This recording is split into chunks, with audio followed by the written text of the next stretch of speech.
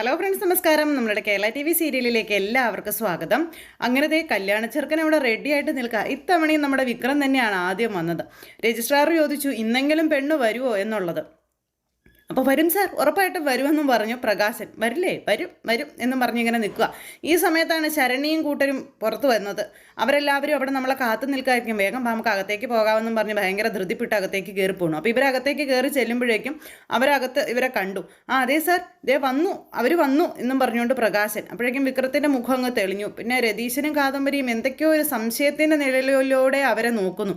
അങ്ങനെ അവർ കുറേ ആൾക്കാരും ഒക്കെ ആയിട്ട് വരുന്നത് കണ്ടു കഴിഞ്ഞപ്പോഴേക്കും കൂട്ടത്തിൽ അമ്മ മാത്രമേ ഉള്ളൂ, ബാക്കിയൊക്കെ ആണുങ്ങളാണ്. അപ്പോൾ രതീശൻ പതുക്കെ കാദംബരിയോട് പറഞ്ഞു, ഇതിലെന്തോ വശപ്പശ കൊണ്ടല്ലോ, കൂട്ടത്തിലൊരൊറ്റ പെണ്ണുങ്ങൾ പോലും ഇല്ലല്ലോ കാതു, എന്താണെന്ന് ചോദിച്ചപ്പോൾ എന്തെങ്കിലും അവിടെ രതിയേട്ടനൊന്നും മിണ്ടാൻ പോകണ്ടെന്ന് കാദംബരി പറഞ്ഞു.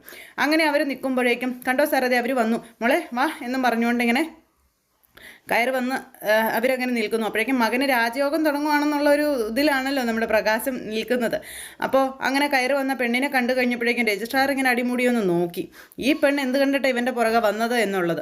അപ്പോൾ ദേ സാറേ, ഇനി നമുക്ക് സമയം കളയണ്ട, നമുക്ക് പെട്ടെന്ന് തന്നെ ഇത് രജിസ്റ്റർ ചെയ്തേക്കാം എന്ന് പ്രകാശം പറഞ്ഞപ്പം, എൻ്റെ പൊന്നു കൊച്ചേ, ഇവനെക്കുറിച്ച് എല്ലാം അറിഞ്ഞിട്ടാണോ കൊച്ചി കല്യാണത്തിന് തയ്യാറായതെന്ന് രജിസ്ട്രാർ ചോദിക്കുക. അപ്പോഴേക്കും പ്രകാശിൻ്റെയും അതുപോലെ വിക്രത്തിൻ്റെയൊക്കെ മുഖം വല്ലാതായി. ദൈവമേ, ഇനി ഇയാളായിട്ട് ഈ കല്യാണം മുടക്കുമോ എന്നുള്ളൊരു പേടി. അപ്പോഴേക്കും ശരണ്യ പറഞ്ഞു, ഞാനെല്ലാം അറിഞ്ഞിട്ട് തന്നെയാണ്, മാത്രമല്ല ഞാനാണ് വിക്രത്തിനോട് അങ്ങോട്ട് വിവാഹം കഴിക്കാൻ താല്പര്യം ഉണ്ടെന്ന് പറഞ്ഞത്, ഒരിക്കലും വിക്രം ഇങ്ങോട്ട് വന്നതല്ല എന്നും. അപ്പോൾ അതൊക്കെ കേട്ട് കഴിഞ്ഞപ്പോഴേക്കും ഈ രജിസ്ട്രാർ പോലും ഇങ്ങനെ അന്താളിച്ച് ശരണ്യെ നോക്കുക. പിന്നെ വിക്രത്തെക്കുറിച്ചുള്ള കാര്യങ്ങളൊക്കെ എനിക്കറിയാം സാർ, അതൊന്നും ഇനിയിപ്പോൾ മറ്റാരും പറഞ്ഞു തരേണ്ട കാര്യമില്ലെന്ന് പറഞ്ഞ് ശരണ്യ നല്ല പെൺകുട്ടിയായി ഇങ്ങനെ അഭിനയിക്കുന്നു. അപ്പോൾ എൻ്റെ അമ്മയുടെ മാലയാണ് ഇവൻ പൊട്ടിച്ചത് തുടങ്ങിയ കാര്യങ്ങളൊക്കെ ഇങ്ങനെ ശരണ്യ പറയുവാണേ. സ്വന്തം അമ്മയുടെ മാല പൊട്ടിച്ച് ഒരുത്തിനെ വിവാഹം കഴിക്കാൻ കുട്ടി എന്തുകൊണ്ടാണ് തയ്യാറായതെന്ന് രജിസ്ട്രാർ ചോദിച്ചു കഴിഞ്ഞപ്പോഴേക്കും അത് പിന്നെ എന്നെ എല്ലാവരും കൂടെ പെടുത്തിയതാ എന്നും പറഞ്ഞുകൊണ്ട് വിക്രം, അതെ, വിക്രത്തിനെ എല്ലാവരും കൂടെ ചതിച്ചതാണെന്ന് എനിക്ക് മനസ്സിലായി, അതുകൊണ്ടാണ് അങ്ങനെ ഞാൻ തീരുമാനം എടുത്തതെന്നൊക്കെ പറഞ്ഞ് ശരണ്യ ഇങ്ങനെ പറയണേ. അപ്പോൾ ഇനിയിപ്പോൾ നിങ്ങൾക്ക് കുഴപ്പമില്ലെങ്കിൽ പിന്നെ എനിക്കെന്താ കുഴപ്പമെന്ന് സാറ് ചോദിച്ചു. സാർ ഇങ്ങനെ അതും ഇതും ഒന്നും രണ്ടും പറഞ്ഞുകൊണ്ടിരിക്കാതെ മുഹൂർത്തം കഴിയുന്നതിന് മുന്നേ ഒപ്പിടിയിക്കാൻ നോക്കാൻ പറഞ്ഞുകൊണ്ട് രജിസ്ട്രാറോട് പറയുക പ്രകാശൻ. നിങ്ങൾ ഒപ്പിട്ടോളാനും പറഞ്ഞു. പിന്നെ പെൺകുട്ടിയുടെ ഭാഗത്തു നിന്നും ആൾക്കാരൊക്കെ വന്നിട്ടില്ലേ എന്നൊക്കെ ചോദിച്ചു. കുറേ ആണുങ്ങൾ വന്നിട്ടുണ്ട്. ഇതൊക്കെ കണ്ടിട്ട് രതീശനൊക്കെ മൊത്തത്തിൽ ഇങ്ങനെ എന്തോ കള്ളത്തരം ഉണ്ടെന്നുള്ള രീതിയിൽ ഇങ്ങനെ നിൽക്കുക. അത് കഴിഞ്ഞ് ഇവരോട് ഒപ്പിടാൻ പറഞ്ഞു. എന്തായാലും ഇവർ ഒപ്പിട്ട് കഴിഞ്ഞപ്പോഴാണ് എൻ്റെ പൊന്നെ, പ്രകാശനും അതുപോലെ തന്നെ വിക്രത്തിനൊന്ന് സമാധാനമായത്. വേറൊന്നുമല്ല, ഇത്തവണയെങ്കിലും കല്യാണം നടന്നല്ലോ, ഒരു സമാധാനം. അങ്ങനെ അത് കഴിഞ്ഞപ്പോഴേക്കും ഇനിയിപ്പോൾ താലി ഉണ്ടെങ്കിൽ താലി കെട്ടാം എന്നും പറഞ്ഞ് അദ്ദേഹം പറഞ്ഞു. അപ്പോഴേക്കും നമ്മുടെ പ്രകാശൻ, മോനെ താലി കെട്ടടാ എന്നും പറഞ്ഞു. പ്രകാശൻ പറഞ്ഞനുസരിച്ച് മകൻ ഒരു മഞ്ഞച്ചരടിൽ താലിയെടുത്ത് അതും ശരണ്യയുടെ കഴുത്തിലേക്ക് കെട്ടു. അപ്പോഴേക്കും ഇത് സ്വർണം തന്നെയാണോടി എന്നിങ്ങനെ പതുക്കെ അവരവിടെ നിന്ന് ഇങ്ങനെ ശരണ്യോട് ചോദിക്കുന്നു. അങ്ങനെ ഇവർ ഈ ഒരു കാര്യങ്ങളെല്ലാം അവിടെ പറഞ്ഞുകൊണ്ടിരിക്കുന്ന സമയത്ത് പെട്ടെന്ന് തന്നെ നമ്മുടെ പ്രകാശം പറഞ്ഞനുസരിച്ച് മകൻ ശരണ്യയുടെ കഴുത്തിലേക്ക് താലി കെട്ടി. അങ്ങനെ താലികെട്ടും കാര്യങ്ങളൊക്കെ വളരെ ഭംഗിയായിട്ട് ഇങ്ങനെ നടന്നു കേട്ടോ. അത് കഴിഞ്ഞ് പുറത്തേക്ക് ഇറങ്ങി കഴിഞ്ഞപ്പോഴേക്കും നമ്മുടെ രതീശനും കാദംബരിയും ഇങ്ങനെ നിൽക്കുന്നു. അപ്പോൾ ഇവരെ പരിചയപ്പെടുത്തി കൊടുക്കുന്നു. എന്നിട്ട് ഞങ്ങൾ നേരെ ശരണ്യയുടെ വീട്ടിലേക്കാണ് പോകുന്നത് എന്നൊക്കെ പറയുമ്പോഴേക്കും രതീശൻ ഇങ്ങനെ ഓരോന്നോരോന്ന് ശരണ്യയോട് ചോദിക്കുന്നുണ്ട്. അപ്പോൾ അതെന്താ രതീശേട്ടാ അങ്ങനെയൊക്കെ ചോദിക്കുന്നതെന്നും ഈ ശരണ്യയും ചോദിക്കുന്നുണ്ട്. എന്തായാലും വിക്രം എന്താണെന്നും വിക്രത്തിൻ്റെ സ്വഭാവം എന്താണെന്നൊക്കെ അറിഞ്ഞിട്ട് തന്നെയാണ് ഞാൻ വിക്രത്തെ വിവാഹം കഴിച്ചത്. അതുകൊണ്ട് തന്നെ ഞങ്ങളുടെ ജീവിതത്തിൽ പുതിയ പ്രശ്നങ്ങളൊന്നും ഉണ്ടാകാൻ പോകുന്നില്ല എന്നൊക്കെ പറഞ്ഞ് അങ്ങനെയൊക്കെ പറയണം. അപ്പോൾ അതൊക്കെ കേട്ട് കഴിഞ്ഞപ്പോഴേക്കും ഇതിൽ എന്തൊക്കെയോ പ്രശ്നങ്ങളുണ്ടെന്നുള്ള കാര്യം മനസ്സിലായി അവർക്ക് രണ്ടുപേർക്കും. പെട്ടെന്ന് തന്നെ കാദംബരി എന്ത് ചെയ്തു, ഫോൺ എടുത്ത് അമ്മയെ വിളിച്ചിട്ട് ദീപയെ വിളിച്ചിട്ട് വിക്രത്തിൻ്റെ കല്യാണക്കാര്യവും ഇന്ന പോലെയൊക്കെയാണ് ഇന്ന് രജിസ്റ്റർ ഓഫീസിൽ നടന്നതെന്നും തുടങ്ങിയ കാര്യങ്ങളെല്ലാം പറഞ്ഞു. അപ്പോൾ ഇങ്ങനെ പറയുന്നത് കേട്ട് കഴിഞ്ഞപ്പോഴേക്കും ഇതിലൊക്കെ എന്തൊക്കെയോ മിസ്റ്റേക്കുകൾ നമ്മുടെ മകൾ അമ്മയോട് പറഞ്ഞു. അമ്മയ്ക്കും തോന്നി. അമ്മ അന്നേരം തന്നെ അത് കല്യാണിയോട് എന്ന് പറഞ്ഞു, ഇങ്ങനെ ഇന്ന് വിക്രത്തിൻ്റെ കല്യാണമായിരുന്നു എന്നും കാഴ്ചയിൽ എല്ലാ ക്വാളിറ്റികളും ഉള്ള ഒരു പെൺകുട്ടിയാണെന്നും അതുപോലെ അത്യാവശ്യം ചുറ്റുപാടൊക്കെ ഉള്ള ഇതിലാണെന്നും ഒരു അമ്മയുടെ മകളാണെന്നും തുടങ്ങിയ കാര്യങ്ങളൊക്കെ പറയാം. അപ്പോൾ ഇതൊക്കെ കേട്ട് കഴിയുമ്പോൾ കല്യാണിക്കും പേടി, ഇതിലെന്തെങ്കിലും ഇനി ദുരൂഹതയുണ്ടോ എന്നുള്ളൊരിതിൽ. ആരും പ്രതീക്ഷിക്കാത്ത സഡനുള്ളൊരു കല്യാണം ആയതുകൊണ്ട് എന്തൊക്കെയോ പ്രോബ്ലംസ് ഉണ്ടെന്ന് കല്യാണിക്കും തോന്നി. എന്നിട്ട് കല്യാണി അതൊന്ന് കിരണിനോട് പറഞ്ഞു. കിരണിനോട് ആ കാര്യം പറഞ്ഞു കഴിഞ്ഞപ്പോഴേക്കും കിരണും ആകെ മൊത്തത്തിലൊന്ന് ഞെട്ടി ആദ്യം. അത് കഴിഞ്ഞിട്ട് പറഞ്ഞു, അങ്ങനെ ഒരു കല്യാണം ഇപ്പോൾ പെട്ടെന്ന് ഓടിപ്പിടിച്ച് നടത്തണമെന്നുണ്ടെങ്കിൽ എന്തോ ഒരു പ്രശ്നമുണ്ട് കല്യാണി. ഒന്നെങ്കിൽ ആ പെൺകുട്ടി മനഃപൂർവ്വം ഈ കെണിയിലേക്ക് വന്ന് വീണതാണ്, അതിന് പിന്നിലൊരു കാരണം ഉണ്ടാകും. അത് വേറൊന്നും ആയിരിക്കില്ല, ഒരുപക്ഷെ ആ പെൺകുട്ടിക്ക് ഒരു മാറാ രോഗം ഉണ്ടായിരിക്കാം. അതല്ലെങ്കിൽ മറ്റാരും അറിയാത്ത എന്തെങ്കിലും ഒരു പ്രശ്നം ആ പെൺകുട്ടിക്ക് ഉണ്ടാകും. അതുകൊണ്ടായിരിക്കാം ആ പെൺകുട്ടി ആരോടും ഒന്നും ആലോചിക്കാതെ വിക്രം എന്ന് പറയുന്നവനെ വിവാഹം കഴിക്കാൻ തയ്യാറായത്.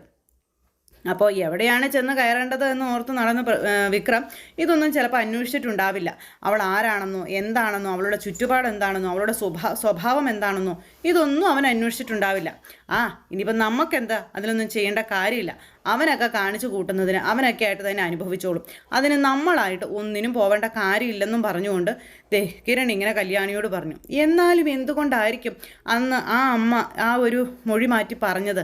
അപ്പോൾ ഒരു പക്ഷേ ഇനി മകളെ കൊണ്ട് കെട്ടിക്കാൻ വേണ്ടി തന്നെ ആയിരിക്കുമോ എന്നുള്ള രീതിയിൽ കല്യാണി ഇങ്ങനെ പറഞ്ഞപ്പോൾ അതെന്തു ആയിക്കൊള്ളട്ടെ, ഇനി അതിലെന്ത് സംഭവിച്ചാലും അതെല്ലാം അവരുടേത് തന്നെയാണ്.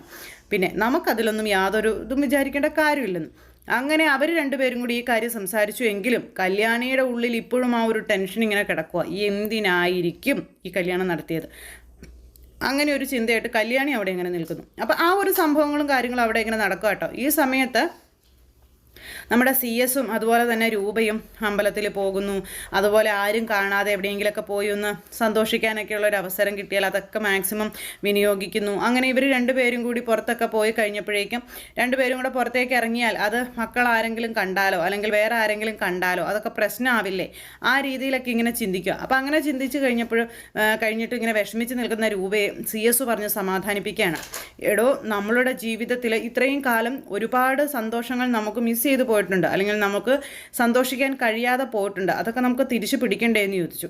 പിന്നെ നമ്മളുടെ ജീവിതത്തിൽ നമ്മളിപ്പോൾ മറ്റാരെയും അറിയിക്കാതെ ഇങ്ങനെ ചെയ്യുന്നത് നമ്മളുടെ ജീവിതം രക്ഷപ്പെടാൻ വേണ്ടി തന്നെയല്ലേ, അല്ലെങ്കിൽ നമ്മൾക്ക് ഒരാപത്തും വരാതെ നമ്മുടെ കുഞ്ഞുങ്ങൾക്കൊരാപത്തും വരാതിരിക്കാൻ വേണ്ടിയല്ലേ എന്നിങ്ങനെ ചോദിക്കുക.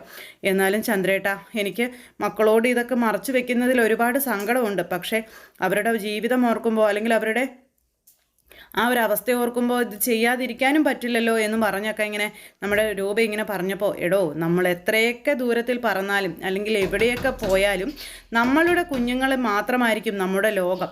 അതിനപ്പുറം നമുക്ക് എന്താടാ ഉള്ളത് എന്നൊക്കെ ചോദിച്ചുകൊണ്ട് നമ്മുടെ CS രൂപയെ സമാധാനിപ്പിക്കുന്നു.